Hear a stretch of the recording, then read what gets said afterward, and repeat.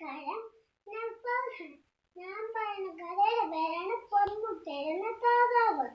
ഒരിടത്ത് ഒരു കൃഷിക്കാരന് ഒരു താറാവ് ഉണ്ടായിരുന്നു. ആ താറാവിന് ഒരു പ്രത്യേകത ഉണ്ടായിരുന്നു. എന്താണെന്നല്ലേ? അത് ദിവസം ഓരോ പൊന്മുട്ട ഇടുമായിരുന്നു. പൊന്മുട്ട വിറ്റ് അയാള് ഈ ഗ്രാമത്തിലെ വലിയ ധനികനായി മാറി.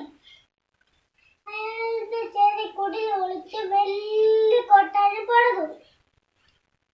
അയാളുടെ ധനം കൂടുന്നു, അയാളുടെ അഹങ്കാരം കൂടിക്കൊണ്ടേയിരുന്നു. ഒരു ദിവസം അയാൾക്ക് മനസ്സിലൊരു ആശയം തോന്നി.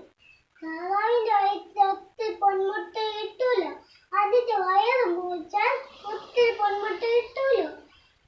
അത് കൊണ്ടുപോയി പട്ടണത്തിൽ കൊടുത്താൽ തനിക്ക് ഈ ഗ്രാമത്തിലെ ഏറ്റവും വലിയവനായി മാറാലോ എന്ന് ചിന്തിച്ചു.